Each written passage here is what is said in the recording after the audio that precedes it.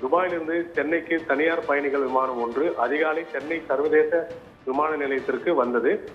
அதில் வந்த பயணிகளை சென்னை விமான நிலைய சுங்க அதிகாரிகள் பரிசோதித்தனர். அப்போது அந்த விமானத்தில் தமிழ்நாட்டைச் சேர்ந்த விக்னேஸ்வரன் ராஜா, அதாவது 35 வயது மதிக்கத்தக்கவர். இவர் சுற்றுலா பயணிகள் விசாவில் துபாய்க்கு போய்விட்டு மீண்டும் சென்னை திரும்பி வந்தார். சுங்க அதிகாரிகளுக்கு அந்த பயணி மீது சந்தேகம் ஏற்பட்டது. இதையடுத்து அந்த பயணியை நிறுத்தி விசாரித்தனர்.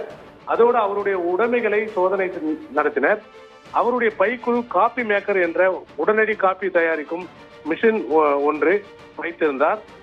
சுங்க அதிகாரிகள் அதை திறந்து பார்த்து பரிசோதனை செய்தனர். அதனுள் 2 தங்க பார்களை மறைத்து வைத்திருந்தார். அந்த 2 தங்க பார்களின் மொத்த எடை சுமார் 4 கிலோ. அதன் சர்வதேச மதிப்பு ரூபாய் 2.61 கோடி ஆகும்.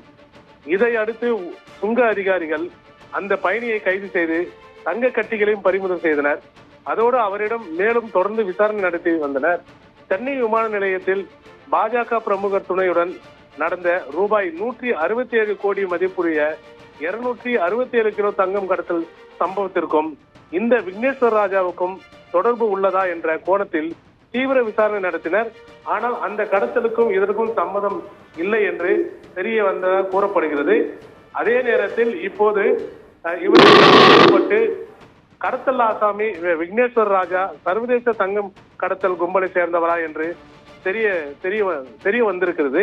இதையடுத்து சுங்க அதிகாரிகள் விக்னேஸ்வர ராஜாவை சென்னை ஆலந்தூர் நீதிமன்றத்தில் ஆஜர்படுத்தி புழல் சிறையில் அடைத்துள்ளனர். அதோடு தேவைப்பட்டால் சுங்கத்துறை காவலில் எடுத்து விசாரணை நடத்தவும் முடிவு செய்துள்ளனர். சென்னை விமான நிலையத்தில் ரூபாய் 2.61 கோடி மதிப்புடைய 4 கிலோ தங்கம் பறிமுதல் செய்யப்பட்டது. பயணி ஒருவர் கைது செய்யப்பட்ட சம்பவம் பெரும் பரபரப்பை ஏற்படுத்தியுள்ளது. ஆபிரகாம், தகவலுக்கு நன்றி மடகு.